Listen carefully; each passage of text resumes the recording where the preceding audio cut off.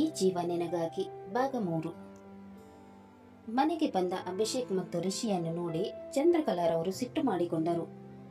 ಅಭಿಷೇಕ್ ತನ್ನ ರೂಮಿಗೆ ಹೋದಾದ ಮೇಲೆ ತನ್ನ ಮಗ ರಿಷಿಯ ಹತ್ತಿರ ಹೋಗಿ ಅವನ ಕೆನ್ನೆಗೆ ಬಾರಿಸಿದರು. ಮೊದಲೇ ಏಟು ತಿಂದು ನೋವಿನಲ್ಲಿದ್ದ ಅವನಿಗೆ ಗಾಯದ ಮೇಲೆ ಬರೆ ಎಳೆದ ಹಾಗೆ ಆಯಿತು. ಕೆನ್ನೆಗೆ ಕೈ ಹಿಡಿದವನು, ಮಾಮ್, ಯಾಕೆ ಹೊಡಿತಿದ್ದೀರಾ? ಆ ಬಿಕ್ನಾಸಿ ಜೊತೆ ಹೋಗ್ಬೇಡ ಅಂತ ಎಷ್ಟು ಸಲ ಹೇಳಿದೆ ನಿನ್ಗೆ? ಅವನ ಜೊತೆ ಹೋಗೋದು ಬಿಟ್ಟು ಆಫೀಸ್ಗೆ ಹೋಗಿ ಡ್ಯಾಡ್ ಕೆಲಸದಲ್ಲಿ ಕೈ ಜೋಡಿಸಬಾರ್ದ? ನಿನ್ನ ತಮ್ಮ ಅನ್ಮೋಲ್ನನ್ನೇ ನೋಡು, ನಾನು ಹೇಳುವ ಕೆಲಸವನ್ನೆಲ್ಲ ಅಚ್ಚುಕಟ್ಟಾಗಿ ಮಾಡ್ತಾನೆ.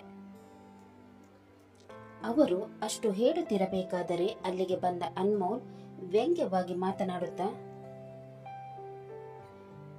ಬಿಡಿ ಮಾಮ್, ಬ್ರೋಗೆ ಆ ಬಿಕ್ನಾಸಿ ಜೊತೆ ಹೋಗಕ್ಕೇನೆ ಇಷ್ಟ. ಅವನ ಜೊತೆ ಇದ್ದು ಇವನು ಕೂಡ ಹಾಳಾಗ್ಲಿ. ಆಫೀಸ್ ನೋಡ್ಕೊಳಕ್ಕೆ ನಾನಿದ್ದೀನಿ ಅಲ್ವಾ? ಡ್ಯಾಡನ್ನ ಹೇಗೆ ಹ್ಯಾಂಡಲ್ ಮಾಡ್ಬೇಕಂತ ನಂಗೆ ಚೆನ್ನಾಗೇ ಗೊತ್ತು.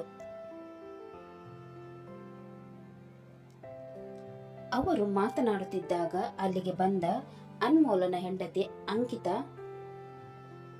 ಹೇ ಹನಿ, ನಾನು ಪಾರ್ಟಿ ಮಾಡಕ್ಕೆ ಹೋಗ್ಬೇಕು, ನಂಗೆ ಸ್ವಲ್ಪ ದುಡ್ಡು ಕೊಡು. ಅಲ್ಲ ಬೇಬಿ, ನಿನ್ನೆ ತಾನೇ 1 ಲಕ್ಷ ತಗೊಂಡು ಹೋಗಿದ್ಯಾ, ಈಗ ಮತ್ತೆ ದುಡ್ಡು ಬೇಕಂದ್ರೆ ಹೇಗೆ? ದುಡ್ಡಿಗೇನು ಬರೋಣ ಈ ಮನೆಯಲ್ಲಿ? ಕೊಳೆತು ಹೋಗುವಷ್ಟು ದುಡ್ಡಿದೆ, ಅದರಲ್ಲಿ ಸ್ವಲ್ಪ ದುಡ್ಡು ನಾನು ಕೊಡಕ್ಕೆ ಯಾಕೆ ಕಂಜೂಸ್ ಮಾಡ್ತೀಯಾ? ಈಗೇನು ದುಡ್ಡು ಕೊಡ್ತೀಯಾ, ಇಲ್ಲ ನಾನು ಬೇರೆ ಎಲ್ಲಾದರೂ ಅರೇಂಜ್ ಮಾಡ್ಕೊಳ್ಳ? ಅವಳ ಮಾತು ಕೇಳಿದ ಅವನು, ಅವಳು ಎಲ್ಲಿ ಅಭಿಯ ಹತ್ತಿರ ದುಡ್ಡು ಕೇಳಿ ಬಿಡುತ್ತಾಳೋ ಅನ್ನೋ ಭಯದಿಂದ ಅವನು ಅವಳಿಗೆ ಸಮಾಧಾನ ಮಾಡಿ, ಬೇಬಿ, ನಿನಗೆ ನಾನು ದುಡ್ಡಿಲ್ಲ ಅಂತೀನ? ಸುಮ್ಮನೆ ತಮಾಷೆ ಮಾಡಿದ ಅಷ್ಟೇ. ಎಷ್ಟು ಬೇಕು ಹೇಳು, ಈಗಲೇ ಟ್ರಾನ್ಸ್ಫರ್ ಮಾಡ್ತೀನಿ. ಸದ್ಯಕ್ಕೆ 1 ಲ್ಯಾಕ್ ಸಾಕು. ಸರಿ, ಈಗಲೇ ಟ್ರಾನ್ಸ್ಫರ್ ಮಾಡ್ತೀನಿ ಅಂತ ಹೇಳಿ ಅವನು ಅವಳಿಗೆ ದುಡ್ಡನ್ನು ಟ್ರಾನ್ಸ್ಫರ್ ಮಾಡಿದನು. ದುಡ್ಡು ತನ್ನ ಅಕೌಂಟಿಗೆ ಬಂದ ತಕ್ಷಣ ಅವಳು ಖುಷಿಯಿಂದ ಅಲ್ಲಿಂದ ಹೊರಟು ಹೋದಳು. ಇದನ್ನು ನೋಡಿದ ರಿಷಿ, ಅವಳು ನಿನಗೆ ತಗಲಾಕೊಂಡಿದ್ದು ಒಳ್ಳೇದಾಯಿತು.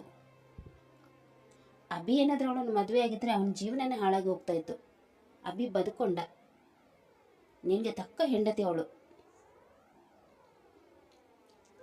ಅಂತ ಅವನು ಹೇಳಿದಾಗ ಅನ್ಮೋಲ್ಗೆ ಕೋಪ ಬಂದಿತ್ತು.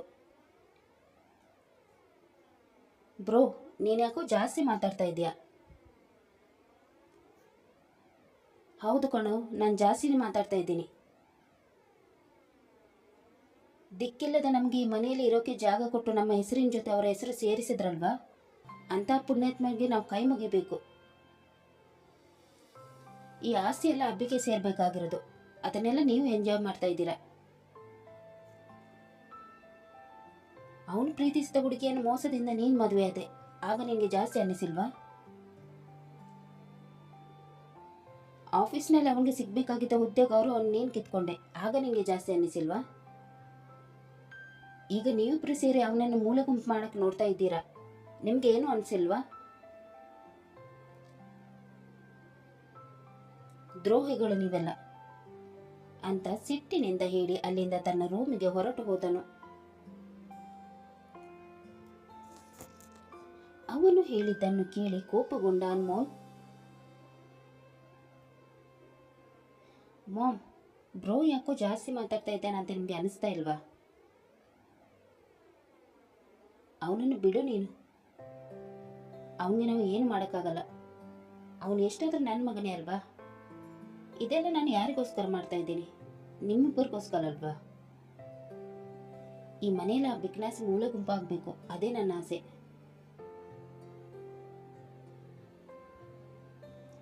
ಅದು ಹೇಗೆ ಮಾಮ್? ಡ್ಯಾಡ್ಗೆ ಅವನು ಅಂದರೆ ಪಂಚಪ್ರಾಣ. ಎಷ್ಟಾದ್ರೂ ಅವನು ಅವ್ರ ಸ್ವಂತ ಮಗ ಅಲ್ವಾ? ಅವನನ್ನು ಎಲ್ಲಿ ಬಿಟ್ಕೊಡ್ತಾರೆ? ಈ ನನ್ನ ಸುಪುತ್ರನಿಗೆ ಯಾವಾಗ ಬುದ್ಧಿ ಬರುತ್ತೋ ಏನೋ, ಯಾವಾಗಲೂ ಅವನ ಜೊತೆನೂ ಓಡಾಡ್ತಾ ಇರ್ತಾನೆ. ಹೇಗಾದ್ರೂ ಮಾಡಿ ರಿಷಿಯನ್ನು ಅವನಿಂದ ದೂರ ಮಾಡಬೇಕು. ನಿನ್ನ ಡ್ಯಾಡ್ಗೆ ಅವನ ಮೇಲೆ ಅಸಹ್ಯ ಆಗಬೇಕು, ಆ ಥರ ಏನಾದರೂ ದೊಡ್ಡ ಪ್ಲಾನ್ ಮಾಡಬೇಕು. ಮಾಮ್, ಅದಕ್ಕಿಂತ ಮೊದಲು ಈ ಅಂಕಿತಳನ್ನು ಕಂಟ್ರೋಲ್ ಮಾಡ್ಕೋಬೇಕು. ಇಲ್ಲಾಂದ್ರೆ ಅವಳು ನಾವು ಹೂಡಿಟ್ಟಿರುವ ಹಣವನ್ನೆಲ್ಲ ಗುಡಿಸಿ ಗುಂಡಾಂತರ ಮಾಡ್ತಾಳೆ.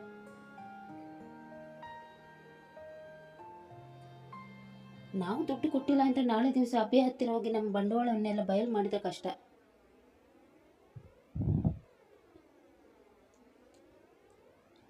ಅವಳ ವಿಷಯ ಬಿಡು, ನಾನು ಅವಳನ್ನು ನೋಡ್ಕೋತೀನಿ.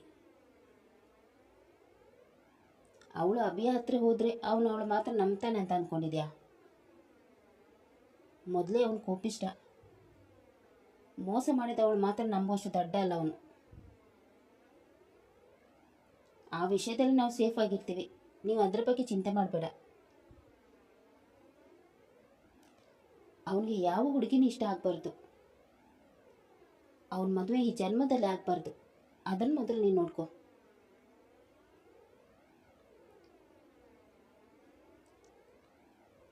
ಈ ಸಲ ಏನಾದರೂ ಅವನಿಗೆ ಲವ್ ಆದರೆ ನಾವು ಅವನನ್ನು ತಡೆಯೋಕ್ಕಾಗಲ್ಲ ಮಾವು.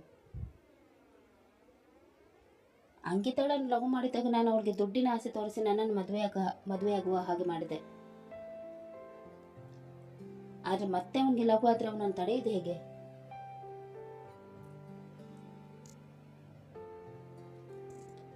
ಅದಕ್ಕೆ ಏನಾದರೂ ವ್ಯವಸ್ಥೆ ಮಾಡಬೇಕು.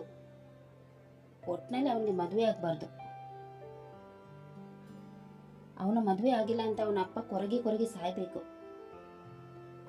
ಆಗ ನಾವು ಅಂದ್ಕೊಂಡಂತೆ ಆಸ್ತಿ ಎಲ್ಲ ನಮ್ಮ ಕೈ ಸೇರುತ್ತೆ.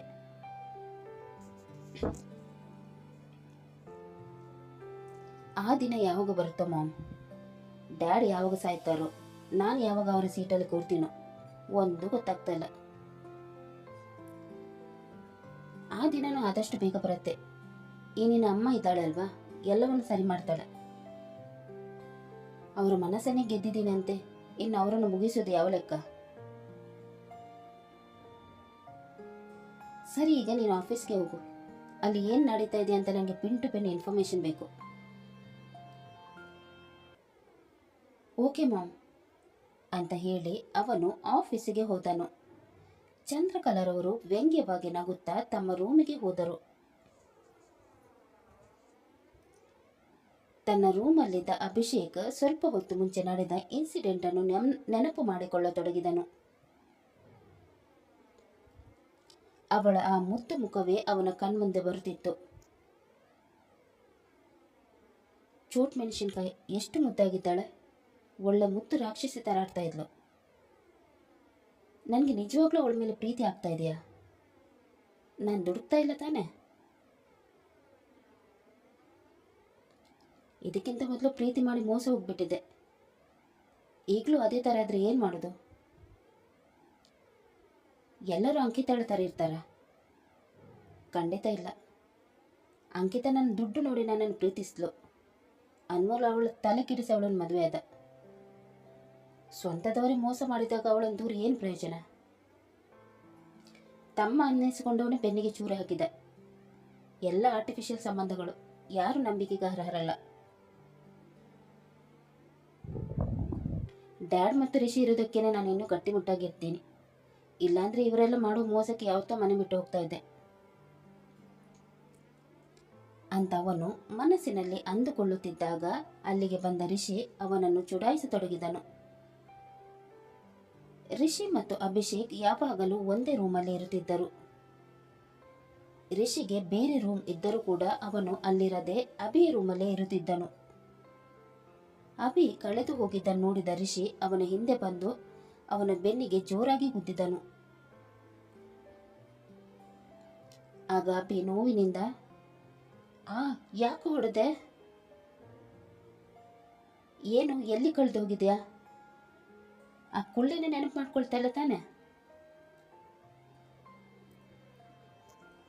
ಅವಳನ್ನೇ ನೆನಪು ಮಾಡ್ಕೊಳ್ತಾ ಇದ್ದೆ ಕಣೋ.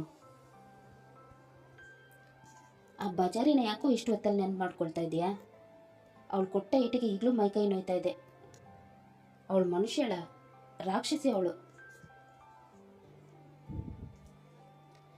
ಹಾಗೆಲ್ಲ ಹೇಳ್ಬೇಡ ಕಣೋ. ಅವಳು ನಿನ್ನ ಅತ್ತಿಗೆ ಆಗೋವಳು. ಇನ್ಮೇಲೆ ನೀನು ಅವಳಿಗೆ ರೆಸ್ಪೆಕ್ಟ್ ಕೊಟ್ಟು ಮಾತಾಡಬೇಕು. ನೀನು ಇನ್ಮೇಲೆ ಯಾರನ್ನೂ ಇಷ್ಟಪಡೋ ಹಾಗಿಲ್ಲ. ಮೊದಲು ನನಗೆ ಅವ್ರು ಇಷ್ಟ ಆಗಬೇಕು. ಅವ್ರು ಸರಿ ಇದ್ದಾರೆ ಅಂತ ಗೊತ್ತಾದ ಮೇಲೇ ನೀನು ಮುಂದುವರಿಬೇಕು. ಇನ್ನೊಂದು ಅಂಕಿತ ನಿನ್ನ ಲೈಫಲ್ಲಿ ಬರೋಕ್ಕೆ ನಾನು ಬಿಡಲ್ಲ. ಎಲ್ಲರೂ ಅಂಕಿತ ಥರ ಇರಲ್ಲ ಬಿಡು ರಿಷಿ. ಇವಳಂತೂ ಖಂಡಿತ ಅಂಕಿತ ಥರ ಇಲ್ವೇ ಇಲ್ಲ. ಅವಳ ಫ್ರೆಂಡ್ ಅವಳನ್ನು ಐಶು ಅಂತ ಕರಿತಾ ಇದ್ಲಲ್ವಾ, ಅಂದರೆ ಅವಳ ಹೆಸರು ಐಶ್ವರ್ಯ ಇರಬೇಕು. ವಾಟ್ ಅ ಕೋ ಇನ್ಸಿಡೆನ್ಸ್ ಅಲ್ವಾ? ಅವಳು ಐಶ್ವರ್ಯ, ನಾನು ಅಭಿಷೇಕ್. ಹೌದಂತೆ, ಅವಳು ಐಶ್ವರ್ಯ ರೈ, ನೀನು ಅಭಿಷೇಕ್ ಬಚ್ಚನ್. ಇಬ್ಬರಿಗೂ ಹೇಳಿ ಮಾಡಿಸಿದ ಜೋಡಿ. ನೋಡು ಅಭಿ, ನೀನು ದುಡುಕ್ಬೇಡ. ಮೊದಲು ಅವಳು ಯಾರು ಏನು ಎತ್ತ ಅಂತ ತಿಳ್ಕೊತೀನಿ. ಅಲ್ಲಿ ತನಕ ಸ್ವಲ್ಪ ಸಮಾಧಾನವಾಗಿರು. ಆಯ್ತು ಮಾರಯ್ಯ, ನಿನ್ನ ಮಾತನ್ನು ನಾನು ಕೇಳಲ್ಲ ಅಂತೀನ. ನೀನು ಕಣ್ಮುಚ್ಕೊಂಡು ಬಾವಿಗೆ ಹಾರು ಅಂದರೂ ಹಾರ್ತೀನಿ. ಡ್ಯಾಡ್ ನಂತರ ನಿನ್ನನ್ನೇ ನಾನು ನಂಬೋದು. ನೀನೇನು ಹೇಳ್ತೀಯೋ ಹಾಗೆ ಮಾಡ್ತೀನಿ.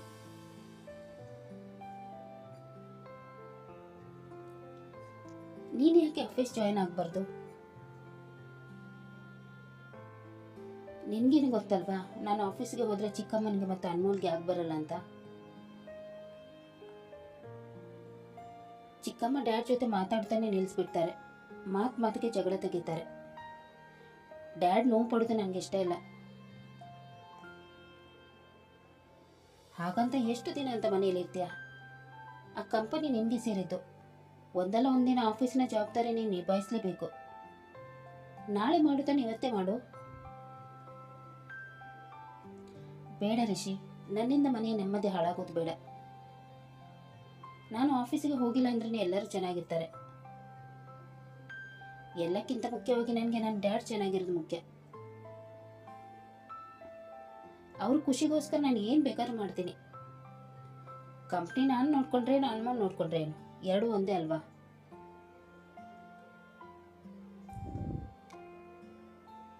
ನಾಳೆ ದಿವಸ ಅವರೆಲ್ಲರೂ ಸೇರಿ ಕಂಪ್ನಿನ ಅವ್ರ ಹೆಸರಿಗೆ ಮಾಡ್ಕೊಂಡ್ರೆ ಏನು ಮಾಡ್ತೀಯಾ? ಮಾಡ್ಕೊಂಡ್ರೆ ಮಾಡ್ಕೊಳ್ಳಿ ಬಿಡು. ನನಗೆ ದುಡ್ಡಿನ ಮೇಲೆ ವ್ಯಾಮೋಹ ಇಲ್ಲ. ಎಲ್ಲಾದರೂ ದುಡಿದ್ಕೊಂಡು ತಿಂತೀನಿ. ಡ್ಯಾಡಿ ಇರೋ ತನಕ ಅವ್ರಿಗೆ ಏನು ತೊಂದರೆ ಆಗದೆ ಅಂತ ಅವ್ರನ್ನ ಚೆನ್ನಾಗಿ ನೋಡ್ಕೋಬೇಕು. ಅದೇ ನನ್ನ ಆಸೆ. ನಿನ್ಗೇನು ಹೇಳಿದ್ರು ವ್ಯರ್ಥನೆ. ನಿನ್ನ ಜಾಗದಲ್ಲಿ ನಾನಿದ್ರೆ ಅವ್ರಿಗೆ ಒಂದು ಗತಿ ಕಾಣಿಸ್ತಾ ಇದೆ.